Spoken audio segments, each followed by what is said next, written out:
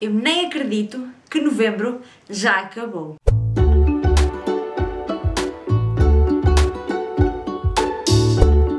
Olá pessoal, tudo bem?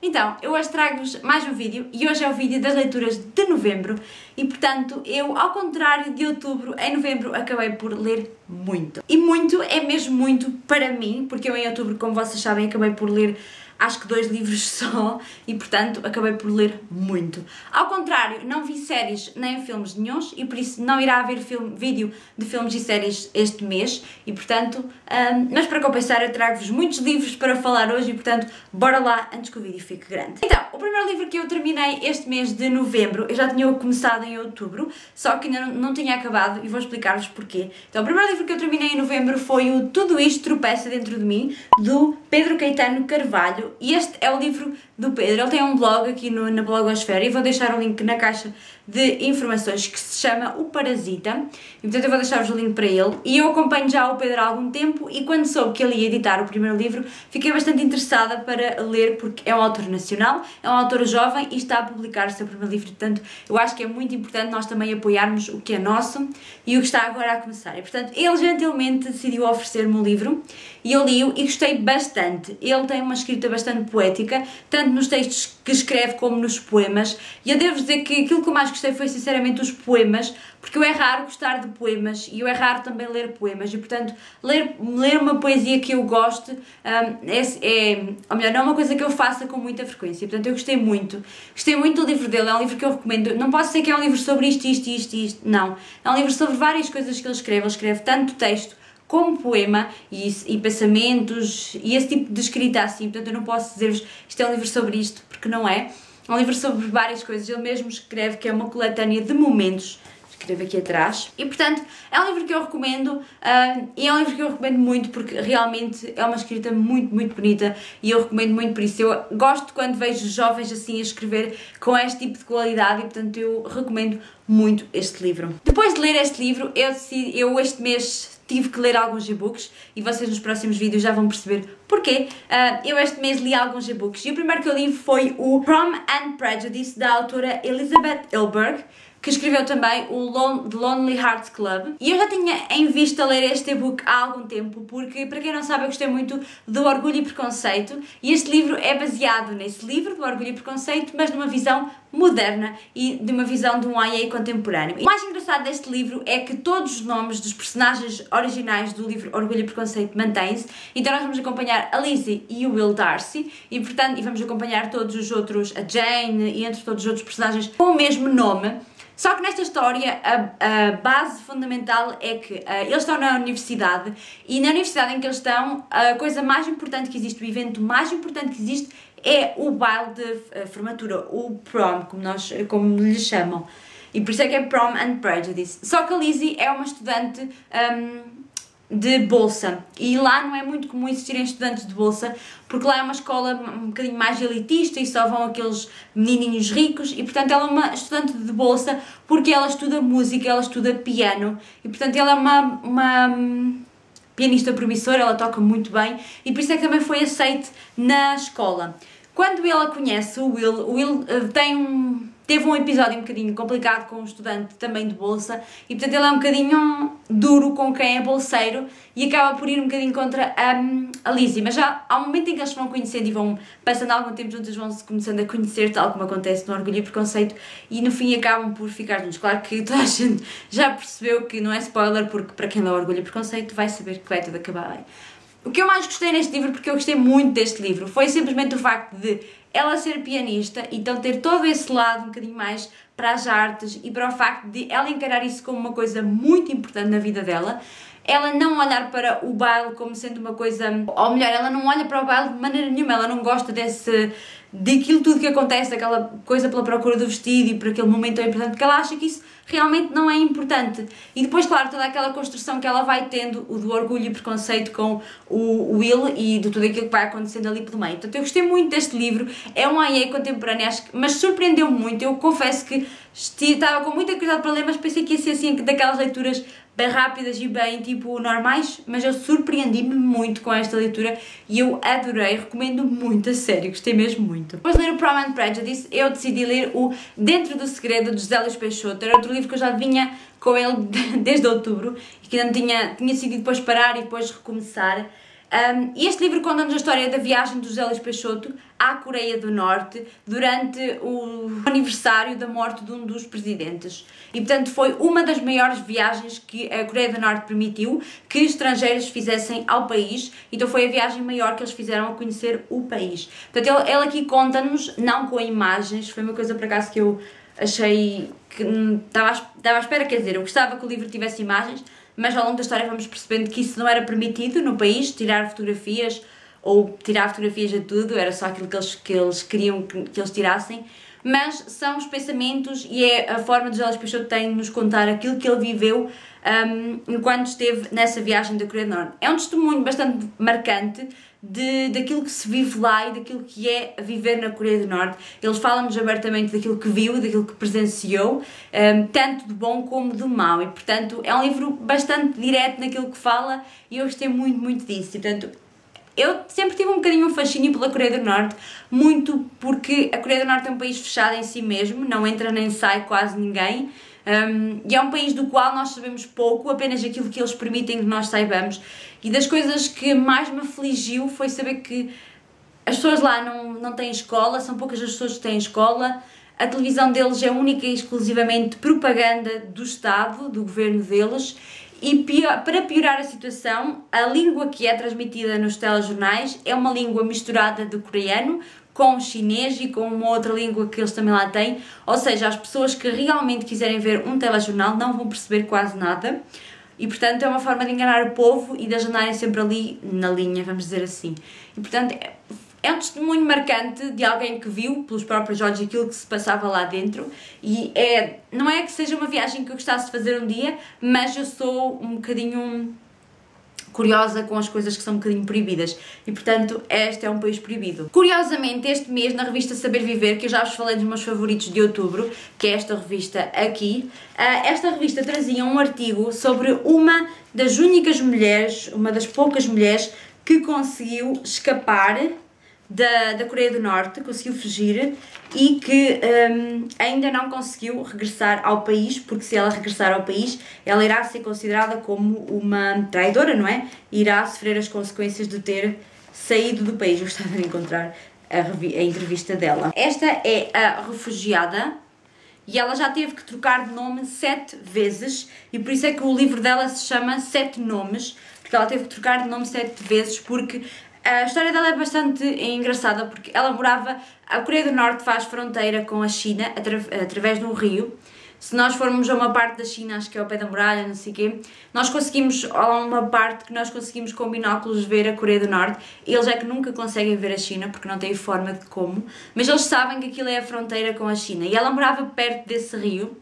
E houve uma noite que ela disse aos pais que ia ter com uma amiga, e até foi levar à casa da amiga, e ela acabou por depois passar o rio e fugir. Inicialmente ela ficou na China com familiares, mas depois ela acabou um bocadinho por correr o mundo e hoje em dia ela vive na Coreia do Sul, mas com um nome falso, porque se ela for apanhada ou se ela for denunciada pelos próprios sul-coreanos, os norte-coreanos vêm buscá-la porque ela é uma desertora, ou seja, ela fugiu do país porque, pronto, queria espalhar ao mundo realmente o que é que se passava lá. E ela realmente, ela diz que sempre viveu bem, porque ela pertencia a uma classe de nível superior, mas que sempre se apercebeu que alguma coisa ali não fazia sentido. E ela, como vivia perto da China e se apercebia que muita gente daquele lado olhava para aquilo, ela começou a querer saber mais sobre o que é que se passava daquele lado do rio e um dia decidiu ir e viu que, afinal, aquilo que se passava no país dela não era assim tão bom. Ela espera um dia que tudo mude, mas acha complicado, não é? Porque pronto. E achei engraçado porque, curiosamente, eu não tinha percebido que nesta revista vinha uma entrevista assim e calhou bem porque nesse mês acabei por ler também este livro. Eu gostei muito, recomendo muito. Claro que é uma leitura de viagem, é uma leitura sobre um país que nem toda a gente tem assim tanto interesse, mas eu gostei e, acima de tudo, eu gostei muito da escrita de José Luís Peixoto e por isso recomendo muito. Este mês eu ainda li outro e-book, eu li o Ugly Love da Colleen Hoover. Foi o primeiro livro que eu li da Colleen Hoover e confesso que foi aquele que mais me chamou a atenção, ou melhor, sempre me tinha chamado mais a atenção e portanto foi aquele que eu escolhi para ler. E eu devo dizer que gostei muito. Confesso que não é o melhor livro do mundo, não é de todo o melhor livro do mundo. Para ser sincera, eu gostei muito do romance em si, mas claro que depois o livro tem tipo, é erótico para jovens adultos, vamos dizer assim, porque é uma realidade, tem muitas partes de sexo explícito, vamos dizer assim, e portanto é um bocadinho mais erótico do que o habitual. Eu gostei do romance e de tudo aquilo que eles foram vivendo, gostei da história do passado do personagem principal, gostei muito da história do passado do Tate e, portanto, eu gostei do romance em si. Não gostei tanto da parte erótica demais, porque realmente, de capítulo sim, capítulo não, há uma cena assim de sexo mais escaldante. Mas contando-nos um bocadinho do que é esta história. Esta história conta-nos a história, este livro conta-nos a história da Tate, eu há bocado enganei-me, peço imensa desculpa, e do Miles. A Tate é uma enfermeira e ela vai viver com o irmão porque ela conseguiu um trabalho num hospital perto do irmão, então ela vai viver para o apartamento do irmão e no primeiro dia em que ela chega ao apartamento o irmão não está em casa e ela encontra alguém à porta do apartamento do irmão, tipo a dormir, bêbado, completamente bêbado, e o irmão diz-lhe para ela o deixar entrar e dormir lá. Nesse primeiro dia eles têm tipo um encontro, não é? Quando ele acorda outro dia, não sei o quê, e eles sentem logo ali um clima, assim muito porque ele é todo giro, ela também é toda gira, não sei o quê, e sentem ali logo um clima. Só que ele tem uma coisa que lhe aconteceu no passado com a sua, neste caso a sua mulher, que lhe aconteceu no passado, que eu não vou revelar aqui o que é, porque só nos é revelado no fim, que o faz com que ele não queira se envolver com ninguém de uma forma mais séria. Então inicialmente ele e a Tate vão se envolver de uma forma mais carnal, mais sem compromisso, ele diz-lhe sempre que não quer compromisso com ela, porque não pode, porque não quer, porque não lhe vai fazer bem, então eles vivem sempre aquela relação de amor-ódio, de estar ali, daquela coisa carnal, mas só que a Tate vai começando a construir uma relação com ele e vai, para ela, dentro dela, vai começando a construir algo que sabe que não vai poder ter porque ele próprio não se lhe permite ter nada com ela, ele próprio corta tudo. E portanto é um livro de romance, só que é um new adult, cheio de erotismo à mistura.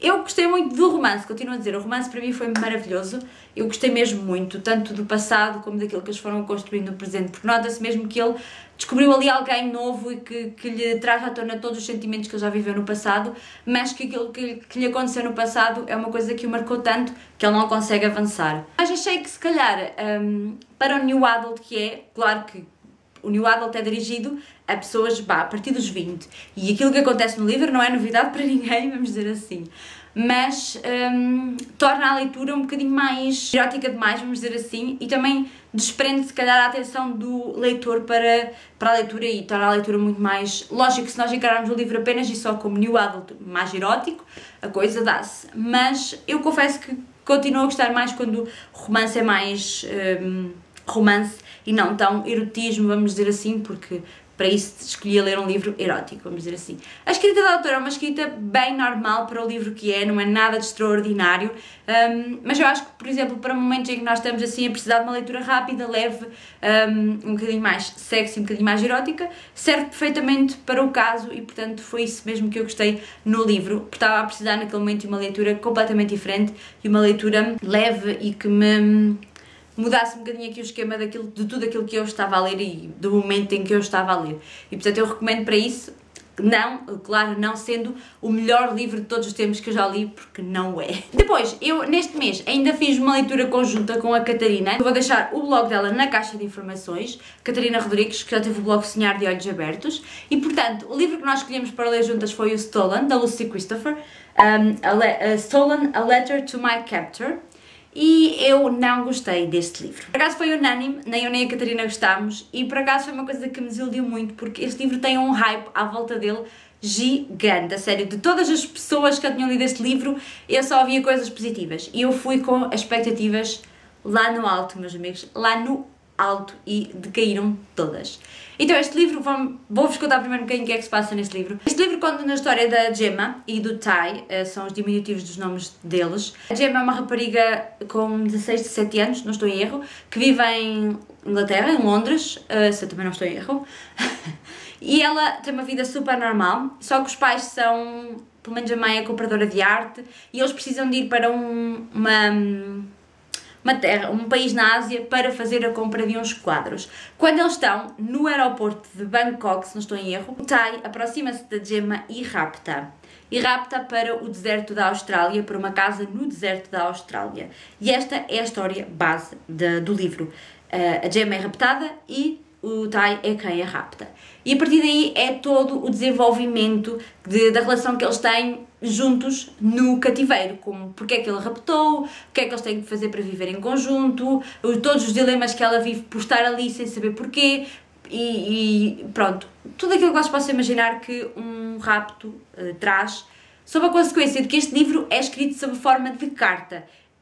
Quando tudo se resolve, a Gemma escreve uma carta ao Tai, porque ela acaba por, durante o cativeiro, desenvolver a síndrome de Estocolmo, que é a síndrome que quem está raptado, ou melhor, quem está sobre uma influência de um cativeiro, de pressões de alguém, desenvolve sobre quem a maltrata ou sobre quem a mantém em cativeiro. É um livro que eu tinha expectativas muito altas, porque primeiro desenvolvia aqui uma síndrome que é bastante peculiar e que muito poucas vezes se ouve falar, que é a síndrome de Estocolmo, que eu acho que deve ser uma síndrome muito complicada de se viver, porque realmente estar raptada e de repente desenvolver sentimentos por quem nos rapta não deve ser nada fácil.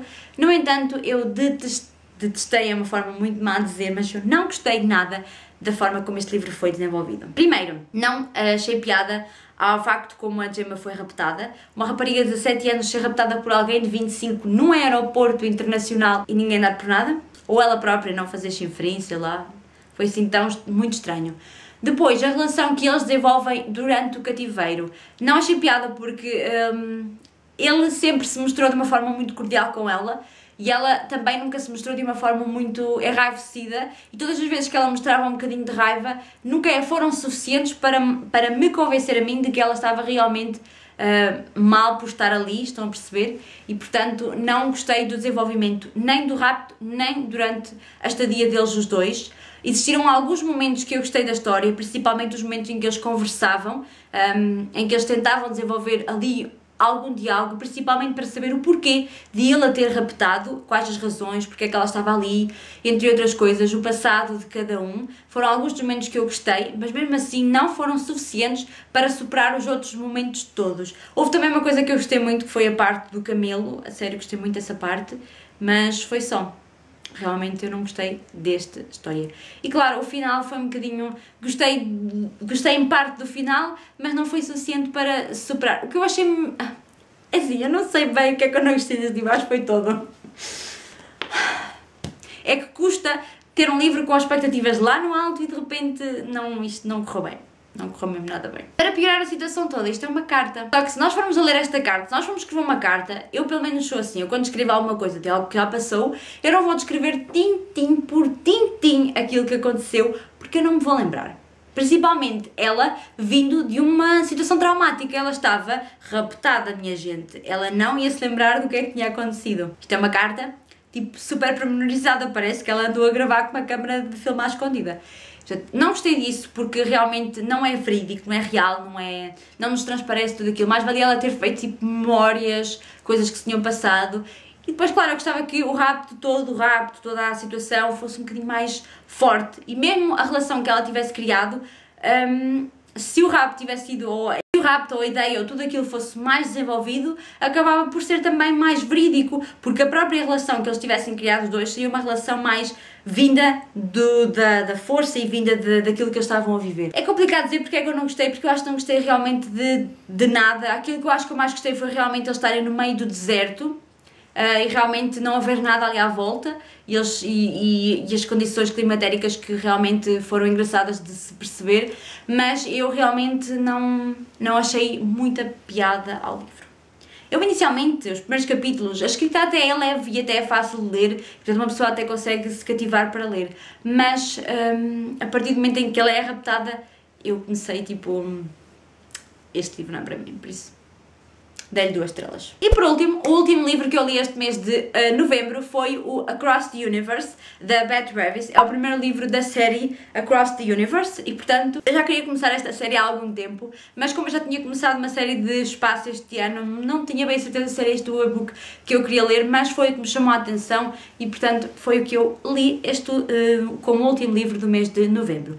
Este livro conta-nos a história da Amy e do Elder, vamos dizer assim. A Amy é uma rapariga que foi congelada e enviada numa nave espacial para o futuro. Ela e os pais e mais um bando de gente que foi enviados numa nave espacial para daqui a um bando de anos pousar no novo país, para podermos habitar o novo país e vermos o que é que encontramos lá, se foi um país habitável, se foi um país por habitar, se foi um país com condições para isso ou não.